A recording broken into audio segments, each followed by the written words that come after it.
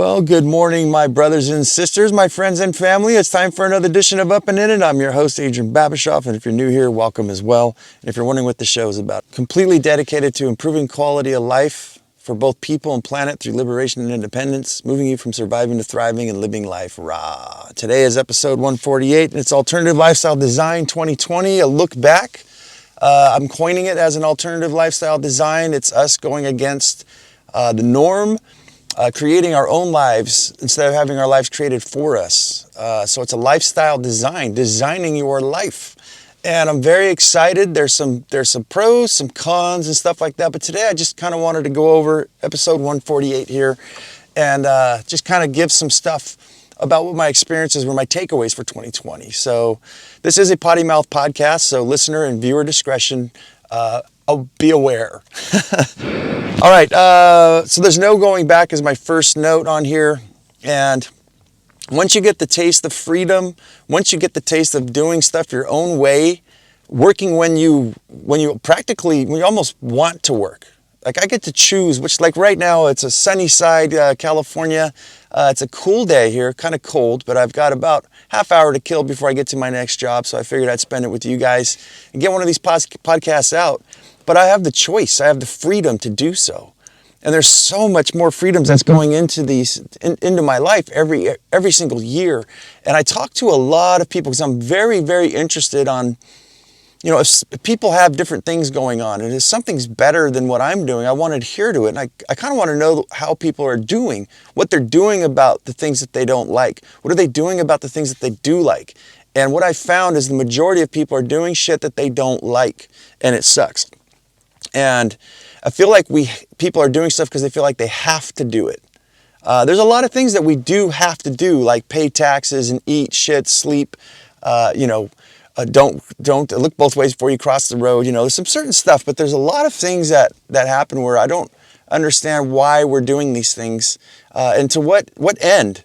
And I ask people, I say this all the time, take a look around you and look at those who came before you, those who are at the same level you are, and how many, and then look back. And that's the thing. People say that things should get better, you know, but they look and they come up with all these excuses and stuff. And to me, if life isn't getting better for you every single year, every week, every month, you know, at least every year getting better, something's wrong. We need to change stuff up. And I can't stand the gas station of, I don't even know what to call this thing, but a bunch of people just saying, like, yeah, there's always something, you know, the inner dialogue we spoke a lot about on this show if you've been following. But yeah, there's no going back. Once you get this flavor in your mouth, you know, with the freedom and agility, just to be able to create, and you get a bunch of, I'd say, home runs. You get a bunch of experiences that aren't just opinions or an observation. You know, you actually get results. So I've got a lot of them. I've got some improvements though. This one I'm going to look at is no more rushing for anybody. That goes for even, my children, my kids are probably listening to this podcast years later. You know, I love my kids. I love my family. I generally love people. But there's a lot of people who want to push you around, or people who don't want to, I don't know, they just want to get by. And with my children on that, I look at is I found it's healthy for the both of us, for me not to rush and not to get into like doing extra things and hurrying up because they really don't care. On a positive, raising my kids, I look at is that maybe they are just wanting to get by. I don't know yet. Doesn't mean I'm going to quit on them, but I'm going to stop rushing and killing myself, basically running to get these things, you know, things in order that I deem as important that they just don't even comprehend, at least right now. So I'll always be there for my kids. I love my kids to death, but I'm not going to go and rush my ass off anymore, and I'm definitely not going to do that for anybody else. Living here in sunny side Southern California, we have, the energy here is crazy. People wanting to run around and get things done. There's just a go attitude here, and the harder you work, you know, and people expect stuff. You know, I hate this, you know, I own my own business, and I ask people, when do you need this done? They're like, yesterday. I hate that saying. A lot of things get screwed up if we're not taking our time and making sure we've got all the T's, the I's dotted and the T's crossed. I was going to say that backwards, but I fucked it up. So anyways, yeah, no more rushing around, and no more buying into the system of rush, hurry, because, I don't know, I just don't think it's worth it. I want to invest more into streamlining tools. I think that's one thing I've learned from all the years of my experience. I bought some cordless tools. I'm in the construction industry, so instead of having a bunch of components like an air compressor and a hose that hooks up to it that goes to a pneumatic nailer, I've got this battery packed nail gun that it's one unit. You grab it, you go. A saw. I've been messing around with an air fryer. I've been messing around with wok cooking, like Thai cooking and stuff like that. And literally I can cook up some healthy meals out of my vegetable garden within, I don't know, 10, 15 minutes, some sauteed vegetables and stir fries and stuff like that. And these tools, some of them are expensive. Like the wok, I paid about $80 for a hand-hammered steel wok. But I could send that to my kids' children. That thing's going to last me a lifetime. To live an alternative lifestyle design too, I want to insert here, which I don't have in my notes, is buy good shit. Rich people don't buy cheap shit. I'm not a rich person, so I'm a thousandaire, not a millionaire. But yeah, buy good stuff because you end up replacing it, but you'll have it for the rest of your life. And I'm looking at things like this, like my garden is another one I'll finish up on. I spent a lot of money. I'm doing taxes for 2020, and I spent quite a bit, a couple thousand, like we're talking, okay, I'll just say it. God damn it. I spent about $16,000 to $17,000 on, websites, stuff like that for my gardening business, but also just my gardening. But I'll have this thing for the rest of my life. What does it do for me as well? It grows my food when I'm not around. It's almost completely automated. I've been gone away from my farm for a week at a time, and I just show up once a week. That's my goal, once a week to show up to my farm. And the initial investment for this thing is about $8.60 per square foot, but the payback, just 1 square foot. If I get, which I had this year, was like 40 pounds of tomatoes, 40 pounds times, $3.99 a pound for tomatoes? You do the math. I've weighed, that thing's already paid for itself, and it continues to make food for me as I'm gone. And these are the things I'm saying that streamline your life and make your life easier. And then we also stack functions. We take the vegetables that I'm growing at my farm, the land I don't even own. For those of you just tuning in and don't know who the fuck I am, I'm spin farming, meaning I don't even own the land. I'm utilizing somebody else's land, so I don't even have to own it. I drive over there. I do some work. It's not like nothing happens. I definitely got to work to, do a little bit of weeding, and I got a powdery mildew issue, things like that I'm working out the kinks. But I pick my fruits and vegetables, and I take them home. I put them on that wok, and I cook them, and we got a nice good dinner. I'm getting some exercise. It gives me peace of mind being among my plants. I have probably about 300 different species of stuff growing, and it's stacking functions, and it's doing so much more for me than just feeding me. It's saving me money. It's improving my health, spiritually, physically, by eating highly nutritious food, and just the fact that it's delightful to eat. It's the best tasting food on the planet. The guy one of the people who lives on the property where I'm farming at, is actually a chef, and he says he's never tasted a arugula as sweet as my arugula. He's never tasted, the turnips, the sugar snap peas. Says they're just sweet. I've never tasted them this good before. Strawberries too. Comforts of preparedness planning is the next one note I've got here. And I want to steer this show, I think, a lot of the information in sort of preparedness for things. Not necessarily like doomsday and stuff like that, but here's the reason where I'm going with this. Just recently, a few days ago, the mother of my children, I'm a single dad, we're separated. I usually call her the Xbox, but I guess that's not that funny to some people. I think it's hilarious. But she's over at her significant other's places, and her refrigerator went out for like 4 or 5 days. She comes home, all the meat she packed in there because of things went on sale. We may have had a trucker strike. There was a whole bunch of stuff which we're going to talk into some other podcasts. But she went and just prepared and basically bought herself, just a regular old, maybe, 4 cubic feet, 3 cubic feet freezer. All the meat went bad. She had to throw everything away. Everything in her refrigerator, everything went bad. When she should have been prepping to have a generator or putting her some sort of automation to keep that refrigerator going, so that when the power does go out, or you get something that breaks, you immediately have a plan B. We've had the water shut off for about a day and a half. For those of you who don't know, I have a special needs kid and I got to change diapers. I got to wash my hands. I got to clean her up sometimes. And not having water, the thought, I already had water because I'm already prepared for those kind of things. Living in a tiny house, AKA travel trailer, I have about, I think like 80 gallons of reserve water, which we put a little bit of some bleach in to keep it sanitary, but I always have that water. And with a battery pack or my solar power, I can pump that water up, and we've washed my hands. We've got water if we need to filtrate to drink. We're never stuck. So I think there's an element that I got scared in 2020 with a lot of different things like such as that, where I think we need to be a little bit more prepared. I'm trying to calm down because I can only do like 20, 30-minute segments of this show. And I can't afford it. I'm saving up to buy a house and all. There's all this extra bullshit I don't need to explain to you guys. But I'm trying to budget, as I teach a lot on this show. But I'm only able to do 20, 30 minutes if I'm going to do 3 podcasts a week, which is every Tuesdays, Wednesdays, and Thursdays. And we're going to broadcast one. We're going to publish them. But I feel like I always got to rush. And I miss doing the like whatever ones.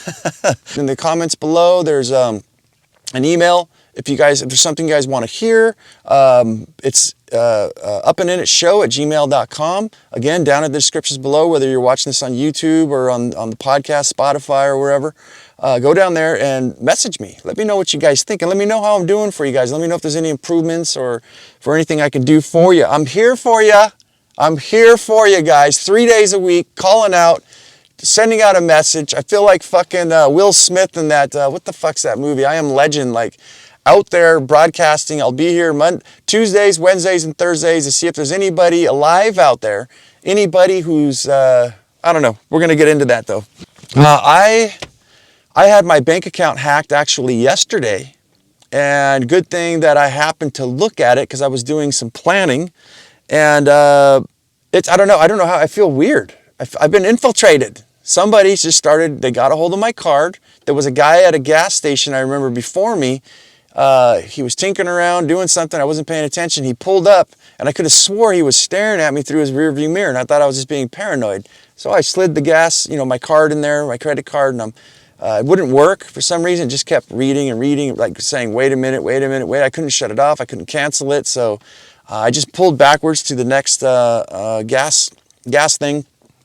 Started filling up my gas, went up forward to the original one I went in that was just kind of acting all funky.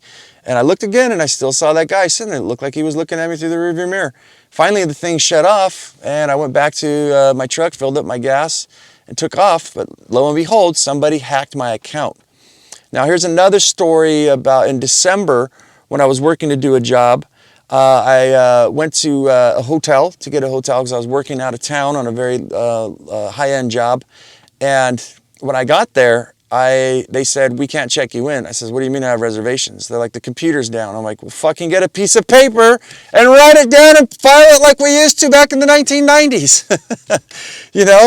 And they said, sorry, we can't do that. We can't check you in. And you guys, I worked all day. I drove all the way from Sunnyside, San Diego, California, all the way to Sunnyside, armpit, fuck you, LA County.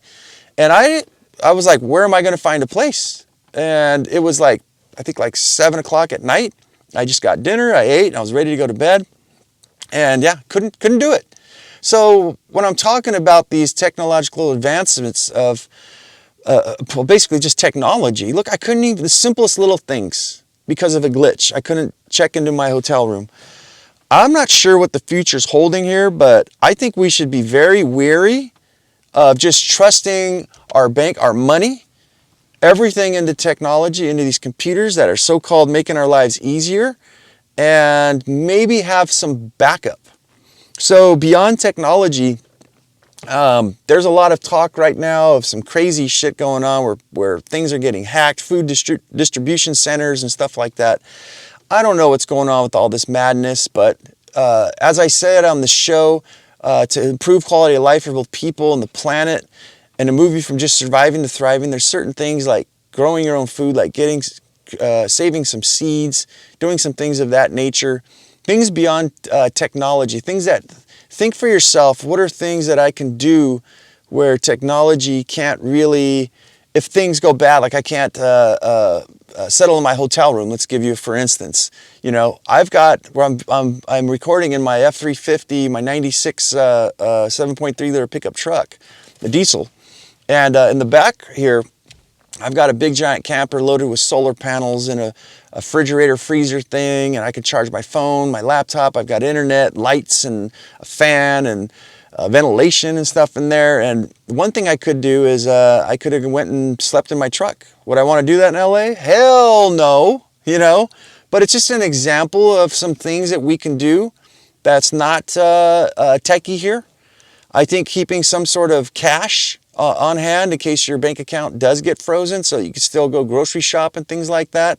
One of the things, going back on what we said, where the electricity went out, a lot of people were telling me, well, I'll just go get myself a generator. Well, everybody's going to go get generators. You know, let's just say that for some weird reason, the power went out for about 3-4 days. Wouldn't it be nice to just already have things like that? That's why I'm talking, I think we're going to get into a little preparedness kind of dealio thing here with the show. So what would I do with a situation like that? Is what I'm doing right now. 6 5-gallon gas cans, and we fill these things up, and we mark them January, February, March, April, you know, all the way to July. I'd prefer to probably have 12 of these things so that I could just really get by, like really good. So you tell me that this is not a good investment, your gas would go bad. No, it isn't, because we're configuring things in an alternative lifestyle design. What we're going to do is when we fill up gas tank in January, comes July or June, probably better, before 6 months is up, we're going to take that January in the month of June, and we're going to dump that into our vehicle, right? We're going to put that empty gas can in the back of our truck or our car, and when we go fill up gas, we're going to fill that January back up, even though we're in the month of June, and then we're going to stick that back inside our garage or in some sort of area. So you don't need to get crazy. I think, 5 gallons is 30 gallons of gas, so that's enough to run a generator, especially if you got like a Honda EU 2000 like I do, which you can pair the two up to actually run entire power of a house. They got a little loop thing, the little thing that ties them both together. I don't have that. I just have one generator that I purchased for work, for camping and for emergency and stuff like that. So I believe that on a 1/4 gallon of gas, I can run this generator for like 8 hours. So you guys see how we're stacking functions here. It's initial investment. Yeah, you're going to have to buy, 30 gallons of gas, but that's easily could fill up somebody's car. You're not wasting anything. You just prepaid for your gas, and you're utilizing your gas.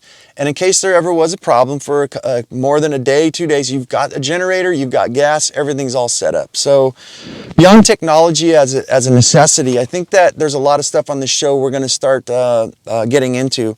And I think that, again, you guys, let me know what you guys want to hear about. Let me know what you guys are doing, what's working for you, and let's share, let's build this community up. So in the alternative lifestyle design of 2020, I used to call this the fool's gold paradise, what I've got going on around me, just watching people about what they're after. You know, you watch somebody for a good 10 years, 20 years, 30 years. You watch people who came before you. They've been doing this for decades, and you watch where they're at. You watch where their health is at. They look like shit. They feel like shit. First of all, even if your health wasn't that great, are you happy? A lot of these people look miserable, and it's horrific. And they're cemented into these things, this fool's gold paradise, which I want to call it. For those of you who don't know, there actually is a fool's gold. There's stuff that looks like gold, but it's not gold. I believe the way you can test it is that they would find these big clumps back in the gold miners' days, and fool's gold floats, gold sinks straight to the bottom because it's heavy. So they called it fool's gold, and people would just go mad going after this stuff. And that's what I see going around in our society right now. You need to ask yourself, if you're happy, fuck you, asshole. No, I'm just kidding. Jokes, folks. No, jokes, folks. No, you got your shit together, and I'm happy for you. But for the majority of people I see around, I don't really see them truly, truly happy. And I don't see life improving. And this fool's gold of buy more shit. We're in a throwaway society. And we're after all this money and stuff. Like, look at the statistics, which are pretty sad, of how many people win the lottery, and it just ruins their fucking lives. The percentages are crazy. So people finally get what they want, and then they destroy themselves. Or they finally get what they want, and they figure out, you know what, it's not all that I thought it was. That maybe we should start in here inside of our heads and our hearts and our souls, you know, and start creating things that we, in reality, turning dreams into reality and getting to know who the fuck we are and what it is that we need. And when it comes down to it, it's like when I play with my kids. My kids don't want to sit on their cell phones. If I tell them, let's play hide and go seek, they'll drop their cell phones and we're out running, playing hide and go seek. They just want to be with me, and I want to be with them. And we want to be in nature. I think we want to, there's so many things that if you don't know what makes you happy, go out there and try stuff. Don't settle for the fool's gold. Live an alternative lifestyle design. Next on my list here is called The Great Separation. I'm running out of time here. God damn it.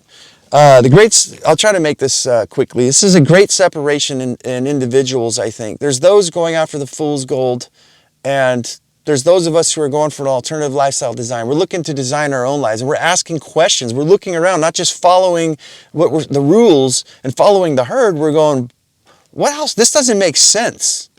Or maybe if it does make sense, I got a few questions, you know. I want to know what's going on with this, what's going on with that. I don't want to just jump in. I don't ever just invest in something, whether it's money or my time or energy, just because. I kind of want to know a little bit about what's going on first before we, we connect here. So I think there's a lot of individuals who don't, and I think there's a lot of individuals who are after the aesthetics of things and not the functionalities. And when I say aesthetics, it's how you look, how you talk, what you do, where you live, all of these things. They would say I use my brains, not my bronze. That's why I have little people like you growing food for me, because I work and make the money. Well, how well does that work when you look at, for instance, the food that I'm growing? You couldn't even sell it at a grocery store because it's picked at its full potential, at its full ripeness, its full flavor. And the amount of time and effort and money and energy that goes into feeding these things vitamins and minerals. Your food should be your medicine should be your food. You couldn't get that at any grocery store. So no matter, unless you were paying a little guy like me, but then the little guy like me who is utilizing your property or selling you stuff at high-end dollars, I'm over here, instead of working a 9 to 5 in an enclosed building, I'm getting vitamin D through the sun, I'm getting exercise, I'm growing food for the big guy upstairs who's paying me really good money. It's just an example, you know, I kind of like to toot my horn every once in a while. But I'm getting paid to actually produce my own food. You know what I mean? You see what I'm saying there? There's ways that we can look at this whole system, and I think there's ways that we can utilize the people who are off doing their own things, who are after the fool's gold, and they're not an alternative lifestyle design activist or active person. They're not living a life of freedom. They're following suit to everything else. They're afraid to get dirty. They can't even sit in the grass with their white khaki shorts on because they're afraid that they're going to get stained and that the Joneses up the street might see them all dirty and think lower of them, you know. Do things that make you happy. I mean, it's hard to explain. I'm running out of time here, but you know what? In my last note here is I recede. I've got way better things to do than sit and argue politics, religion, or what's right, what's wrong with anybody. I've got, as I said, I've got gardens to grow. I've got food to eat and prepare. I've got time to just sit and love on my children, to snuggle with them, brush their hair, take them to the beach, take them camping, relax and just watch the birds and the earth around me, knowing that I've done the best ability that I can in my heart and with my physical hands to improve the quality of life for nature, for people, and to live a good, healthy, honorable, and desirable life where I know I don't need anything. Some of my best times is just to sit with my truck. I live in North County, San Diego. One of my favorite things to do, it's so simple, is back my truck up to the beach, open up my doors. Like I said, I got my refrigerator and everything, have maybe a cold beer or a fresh tea that I made, some honey lemon herb tea, and sit with my child in my bed that's in the back there, with our wiggling our feet together, reading books or watching our phones and just listening to the ocean, go out there and play on the sand and not have much, like having some Italian cold-cut salami with some cheese and crackers and things, like just a little picnic. It's the best thing. And you start noticing dolphins and what do you call it? Seals and the seagulls and the corbina fish and the sand crabs and the mussels on the side of the rocks and the sunset and things like that, and just enjoying the simple, nice things of life and having the comfort within myself to not have to, I don't know, I guess I'm talking shit, and I don't want to talk shit on this show, but I have a very happy life. I'm very comfortable, and I've got many other things to do. I recede from these big people, these bronze people. You know, go back to get in the soil, get into freedom. I don't know. I'm not against money, guys. One bit. I love money, and I make really good money. But it's not actually having the money. It's what the money could do for me, and it's spending that time with my children right now while they're young, and with myself while I'm able to do certain things and having still some of my youth left. And I don't know. That's all. I don't even know what to go further. I think that it's done. It feels done. And I hope that message got to you guys too, especially us underdogs, you guys out there struggling. The big life ain't all that. We couldn't all be that. If we all were rich, we'd crash the system. But there's a very comfortable, you have to ask yourself, do you want to be rich? You have to look at those people and watch how many pills and things that they're on and the stresses they have to go through. And the facade that they have to carry up to appear that they're happy instead of actually being happy. So if you like this sort of thing, guys, you can go, it's Up and In It. Again, there's upandinitshow@gmail.com. Let me know how I'm doing. Message me. Let me know what you guys want to hear. Give me a middle finger, a thumbs up, thumbs down. And also, it would really help me out. I haven't never asked this. This is the first time in episode, 140, where are we at? 148. If you can please give me a review. That way on Spotify or Apple iTunes, that helps the show to get going. I've been talking about maybe stopping the show and just ending it because it's getting traction. We've got people from all over the world listening too, but it seems like it's getting very low traction, and I don't want to go out there and put advertising and crap like that, but it helps me out tremendously if this show brings you value. If you can go and give me a review, and again, I said, message me, whatever. Don't give me a review just because you feel like you just want to be nice. Give me a review and because you want to. And if you think this show sucks and you think I'm just blabbering off about a bunch of nothing, I'm not organized, let me know so I can cater it better for you. Because I guarantee you guys, I live a life of freedom, and that's what I want for you. That's the whole point of this show. And I will design it for you specifically. So, as I always say, guys, that's it. Enough rambling off. Go out there and have yourself a near-life experience. I hope you're becoming a resilient rebel is what we're calling it here. Don't lose your muchness. Carry on the fire. Human up. Live it. Love it. Own it. And bone it.